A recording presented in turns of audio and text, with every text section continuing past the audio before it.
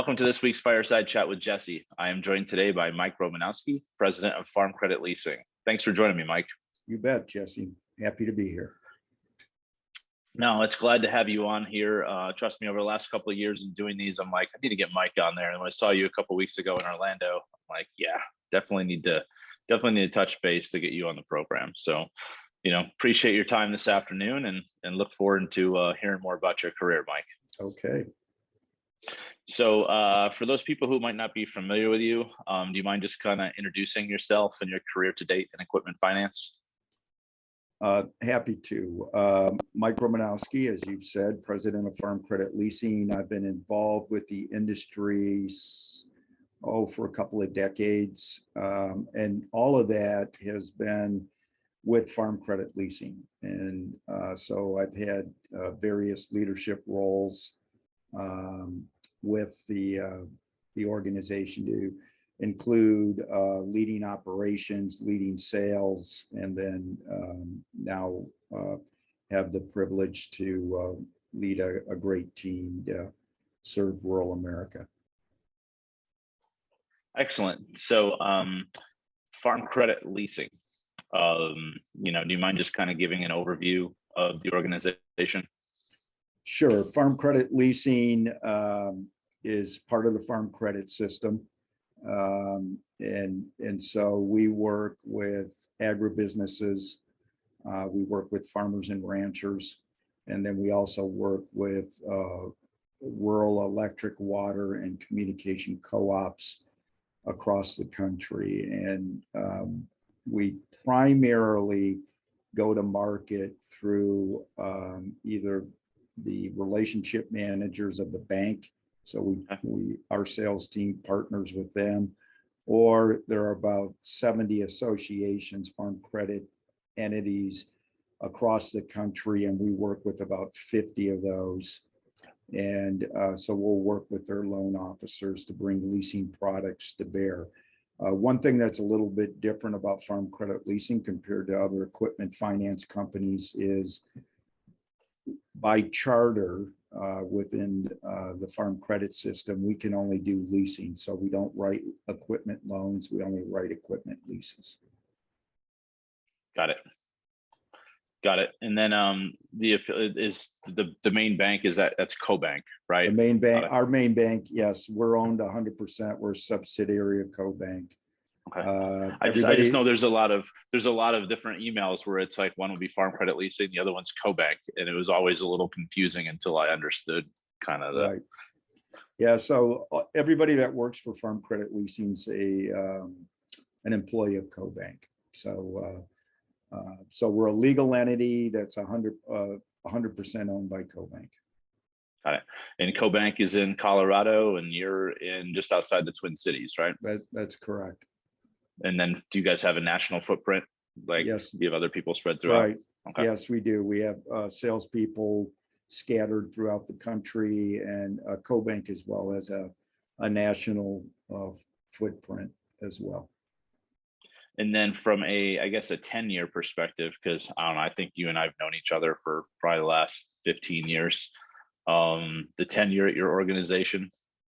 Yeah, I've been with CoBank for 25 years. So I actually came in to start the cash management business, moved over to leasing, and interesting enough, just recently, in addition to my leasing responsibilities, I'm also leading the cash management division as well. So I've got both of those under my leadership. So kind of excited to get back to my roots and work on the cash management side of the business along with the leasing side. Yeah, it'd be interesting to see if it's been a little while since you've done that, if anything has really changed or not, besides technology. It's changed. Yeah, it's changed quite a bit since I've been involved. So I'm learning a lot. Oh, good for you in regards to taking that on. I know you have a busy plate as it is. So, but I know prior to the pandemic, with all the stuff going on in ag, there were some things that I think when we were at Capitol Hill, we were actually lobbying, I think at the same time that there was all this ag stuff going on. So I thought that was kind of unique based on the timing of it. Because I think I was with Mark at that Sure. time. So that was neat with some of those bills because they were directly being done, on the floor those days. That doesn't happen very often. Yeah, well, it's interesting. We're in the middle of another farm bill discussion now, so there's always something going on where with the farm bill, and the broader farm credit system is active in lobbying our Congress folks on things that we believe will benefit ranchers and farmers and agribusinesses and the broader rural infrastructure. So we're very active on Capitol Hill, which was a natural for us, being with Farm Credit Leasing, to also lobby on behalf of the industry, the equipment finance industry, because we were familiar with it with some of the work we do on the farm credit system side. Yeah, moving from New York. I mean, I grew up on about 300 acres of farmland in upstate New York. Majority of it was all ag. I mean, not all ag. It was all no livestock. It was just Sure. grapes, crops. Yeah, Yeah. and when I moved from now, then you live in the city, New York City, for a few years, and then New Jersey. Not a lot of farming land there. And then when I came to Arizona, you would think there wouldn't be that much agriculture here in the desert, but it's quite a bit out here. Yeah, there's a lot of dairies in Arizona. Yeah, unfortunately, a lot of the lands seem to be being swallowed up by new homes to make room for all the people moving here. So a little unfortunate, but I guess throughout the pandemic, how was that process in dealing with the farming community throughout that whole kind of chaos? Yeah, I think it depended on what type of agriculture you were in. And early on, obviously, there were stories, and accurate stories, on the news where unfortunately some of our livestock producers had to euthanize their animals because of the slaughterhouses weren't able to staff and process the animals. And so and then also during that time frame as well, as everybody knows, restaurants were closed, schools were closed, but people obviously were buying more food at the grocery store. So a lot of the supply chains had to kind of pivot and make sure that their food, as it was being packaged in a way that the consumer, in this case, less of an institutional consumer, but the actual end consumer, could purchase the product. So depending on where you were in that supply chain, you could have been affected negatively or positively. And, we certainly had customers on both ends of the spectrum. One of the great things with the farm credit system, I mean, we are here to support farmers and ranchers. So we worked with our broader partnership within the system, and where we needed to, we redid some of the leases, redid some of the payment structures, made sure that the folks could get through this process. So, and the other thing we did as an overall system, there was plenty of liquidity that we had, so we could inject that into the system to support our customers as especially in the early days of the pandemic. And as you may remember, the credit markets got a little tight, but fortunately we were in a good position to service our customers and help them through the early days of the pandemic. And then as they pivoted and they moved quite quickly, most of them turned out very, very well. And from our standpoint, our credit quality remained very strong during that time frame. Yeah, so I guess while we're on that topic, from the supply chain perspective, I mean, I growing up on a farm. You sat there and you ran the tractor until the wheels fell off it, and then when the wheels fell off it, you put it back on however you could to make it work. You know, is the supply chain being a bear for some of these people that need to turn over their equipment, residuals all over the place? Yeah, I would say, I think what you'll find is most of your farmers are in some type of a replacement cycle. All right. Okay. So, and whatever seems to make sense for their operation, they're on that cycle. Um, we, um, we do finance, we do financing through dealerships, and who we partner with that is through Ag Direct, which is in most of the dealerships across the country. And then we also work with a group out east called Farm Credit Express, and provide leasing for those services as well. And there is no doubt about it, what we've seen over the last couple of years, and you can see this if you drive by any dealer lot, whether it's a car lot or it's a lot that has implements, there is a shortage of equipment. And so, once the equipment comes in, obviously you're able to finance it, but there's been farmers who have had to extend their leases, or outright purchase the equipment and use it longer than they would have liked to. Also, the manufacturers, in many cases, what they're waiting for is the equipment is largely built, but similar to what you're hearing in the car industries, they're waiting for a chip or two to show up to finish off what needs to be done. And so unfortunately, that equipment will sit in, basically out on a lot somewhere and waiting for the last pieces to get there. And so there is a shortage of equipment that we certainly ran into that last year. We are running into it again this year, and we expect that to continue as we move into 2023. Yeah, and it's like the whole, okay, you sign this, here's your rate, right?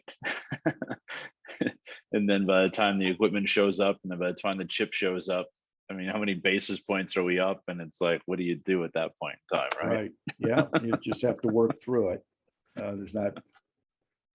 Fortunately, a good part of our business as well, and this was affected early on with, excuse me, supply chain shortages, was we do a lot of buildings. And so obviously those are using steel, which was affected early on by supply chain shortages. Lumber, as you heard early in the early days of the pandemic, kind of went through the roof.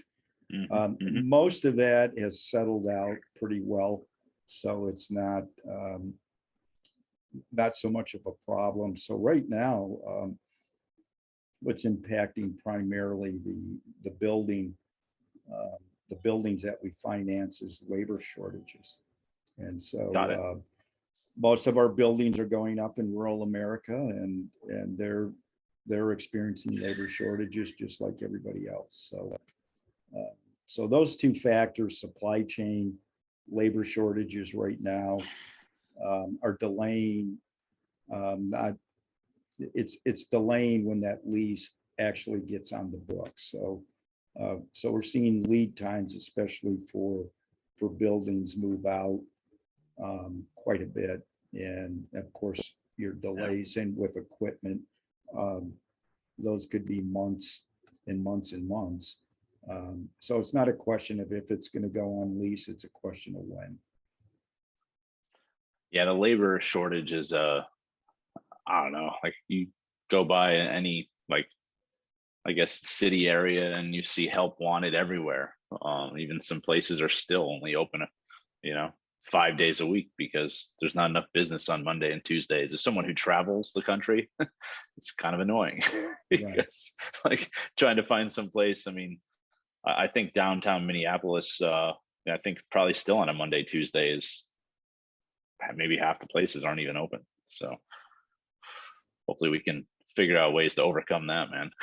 Yeah, exactly. So I wanted to chat about, probably how you and I first met, was at an ELFA conference. I'm assuming at some point in our time knowing each other. I know you're an active member of the foundation. I believe, are you on the board for ELFA, or have you I'm been on on the the board board of before? ELFA, Okay. and prior to being on the board of ELFA, I was a trustee for the Okay. foundation. Yeah. So I know you're heavily involved in the ELFA, and I kind of wanted to see if we could spend a few minutes talking about the trade association, Mike, and kind of what it means to you, what it means to your team at Farm Credit, and people listening to this, if they're not ELFA members, just the value that you get out of it. Sure. Well, first of all, I would say that we at Farm Credit are really very active in the ELFA. And Mark Luckin, who is our VP of Credit, he's on the foundation as a trustee. Sean Sabota, who's our National Sales Manager, recently rolled off the Banking Business Council. He was the chair of that. Amy Weem is on the Equity Committee. Catherine Roddick is on the Women's Committee. And I'm on the board. So, and then we certainly have other team members that are engaged in the various conferences that the ELFA has. From my standpoint, I think the value that you get is the equipment finance industry is such a small industry. And you really learn a lot from your peers in the industry as you're working together, how they may go about and deal with a certain issue that everybody's having, whether it's, what are some best practices for hybrid work environment, those kind of things. How are you guys going back to office? Here's what we're doing, what's working for you. So I think it's just a great opportunity to have those interactions. The other thing is a lot of these conferences are really focused on knowledge. So for some of our earlier career individuals, it's an opportunity for them to learn more about the industry. The ELFA does a fantastic job of putting on, even beyond the annual conference, the various conferences where attorneys get together, credit people get together, the asset management people get together, et cetera. And so it's a great way, to really learn a lot, to network with your peers. And then as well, you get an opportunity annually, and both you and I have done this, where you get a chance to go up on Capitol Hill through Capital Connections and lobby on behalf of the industry. So you really are going there representing the industry, the advancement of the industry, which really advances everybody, not necessarily specifically up on the hill for your specific company. But I just think it's a fantastic organization, and they do a great job supporting their membership. I agree 100%. And it's, just not even the education that you can get online. I mean, they just came out with that career pathways, which I'm sure it's, okay, how are we transitioning? How are we growing our next gen? I think that'll be an important path that they're taking. So kudos to the board and the ELFA for thinking through some of that stuff. I owe a lot of my success in this industry to the networking that comes out of attending these conferences and everything. Because as you mentioned, it's a smaller industry, right? People, even if you're competition, people are still very friendly. So if you have a question, go up and ask somebody, and they'll give you the time of day, which apparently is not common across all industries. Right. Yeah, it's a great family. Yes. And then from a since I have you on here, I have to do a foundation plug. Otherwise, Kelly will yell at me, which I don't blame her. So do you mind talking about the the Equipment Leasing and Finance Foundation? I have to say it just like that, otherwise Scott Thacker, he's always paying attention. So yeah, well, the foundation does great work as well, and certainly is the the research arm for the industry. But in addition to that, the other thing that the foundation has recently done, which I think is great, is engaging the university talent and through professionals going on campus to to a finance class or an accounting class, and really educating students on what the equipment finance industry is about.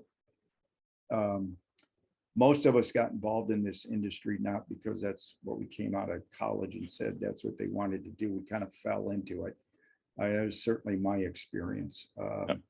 But we're trying to look for a way to proactively attract the top talent that's out there, that's graduating, and bring it into the industry, because it's a great place to have a career.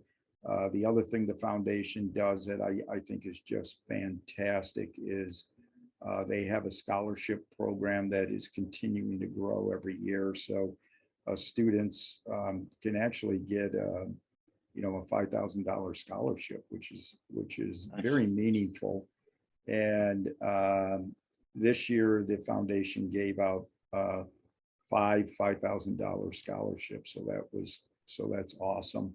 And I believe most of those individuals were interning with equipment finance companies. And so not only are they getting engaged with being an intern at an equipment finance company, but then the industry is helping to pay for some of their education. So, and then of course the research is read by all over, by academia, by those interested in the industry, whether they're a service provider like you are, or others that are supporting the industry, and then certainly by industry practitioners such as myself. So just such a great job the foundation does. And I would encourage, whether you're a member of the ELFA or not, to make a contribution to the foundation, because that's the scholarships, the research, and the work the foundation does is all financed through donations. And most of that comes from members who are members of ELFA, but you don't have to be a member of ELFA to make a donation to the foundation. Yeah, I kind of learned that for the first time last year. Because I've been a EAEL or an EFA member since I got in the industry, along with ELFA, and I think a lot of those people didn't know that either. Right. Or it's like, you can benefit from this too, but maybe it's because the names are so tied close to one another that you just would assume but it can be confusing. Have you done a guest lecture yet? I have. Yeah, a colleague of mine and I actually went to the University of Nebraska, and we actually talked to an ag finance group, which was, obviously we're in ag finance, but part of this was to educate those individuals that maybe didn't want to go back and work on the family farm, but wanted to stay connected to agriculture, and what are some career paths that they could take. That's neat. I did my first one last March out here at ASU. And then we have another one, I think in 2 weeks. We were in their Thunderbird campus on the west side in March, and I think we're going to be in Tempe and here in a couple of weeks. And it's fun. Just having the kids come up to you afterwards, and because like you said, I mean, I want to say 99% of the people in this industry stumble into it, right? It's like you don't go to school for it, but it's like the Hotel California, right? Once you get into it, why would you ever want to leave it? Exactly. So, but all right, well, thanks for sharing that. So I guess my final question I have for you is, I ask everyone who comes on here to give a little fun fact about themselves, Mike. Sure. So anything you'd like to share with the audience, sir? Yeah. In my spare time, I just I love to fly fish. And so, a lot of people think, oh, fly fishing, you must fly fish for trout, that's how I got started, because I used to live in Colorado. And, so everybody thinks, oh yeah, you're fly fishing for trout. And I love to fly fish for trout. It's a lot of fun, but I fly fish for all kinds of fish species. In Minnesota, you can trout fish up here, Okay. but the trout fishing in Colorado is I would just say the size of the trout are much bigger in Colorado. So when I do my trout fly fishing, I tend to do it in Colorado, unless I'm steelhead fishing, which we can do that here in Minnesota as well. So I've had the opportunity to do that. But I do a lot of fly fishing for smallmouth bass, pike, muskie. I've caught all of those, all good sized fish. And then the other thing I do every winter is I go saltwater fly fishing, usually in Mexico and after saltwater species. And that's a lot of fun as well. Saltwater fly fishing is amazing because the fish are so strong, and the fight is just a lot of fun. Um, so that's what I like to do in my spare time, and I try to get on the water as much as I can. My preference, although I don't mind wading, but I prefer to be in a drift boat or a raft, just because you cover more water and you have access to different habitat that you can't get to sometimes by land. So it's a lot of fun. No, that's fair. I mean, I think we were talking a little bit about this in Florida. Last summer we went to Montana for the first time. We stayed in Idaho and that area there, and went fly fishing for the first time. And apparently it was too warm. Like the water was just too Sure. warm, Yeah. and I didn't have much success. Then again, it's almost like a hunting thing, right? Where it's like you have to have a lot of patience. I grew up on those acres, right? So we had ponds everywhere. So it was like throwing out there, you got a bobber on there with a worm sitting there in the chair, talking, all of a sudden there goes your bobber, or even with a lure. Like I maybe I don't have the appreciation for it yet, because it seemed like it's a lot of work. And for fishing, to me, it seems like it's like, I want to throw something out there, have a couple beers, BS. Yeah. Well, that's why it's called fishing and not catching, Jesse. You got to work at it. And, I'm channeling my inner millennial Mike, where it's like, I want instant gratification, man. and you want a ribbon. No, I don't. I don't need a ribbon, but maybe if there's a couple of beers gone afterwards, at least I feel better about. It's like, I didn't catch anything, but you know what? At least I had a couple of drinks. Yeah, you have those days. So, what's the? I guess when's the next trip that you're going on? Let's see. I'm going to go muskie fly fishing on November 11th. So, assuming the weather's not too cold. And then after that, I've actually got I'm going to go fish for bull redfish down in Louisiana. Cool. We'll be doing that in early January for a few days. And then after that, got a Mexico trip planned in April. And I see if when we get down to Florida, for probably some of these ELFA events coming up in March, see if I can't swing a fly fishing trip while I'm down there too. So we'll see what happens. And then obviously once the summer rolls around, we're back into full swing up here in Minnesota. Well, I think we're going to try to plan some fishing around the executive roundtable. Most likely, I mean, I'm sure you could, if we're doing some deep sea fishing, you could do some fly fishing off the back, right? Or is that not? Yeah, those two don't usually go together. So. But all right, sir. Well, I appreciate your time today, Mike.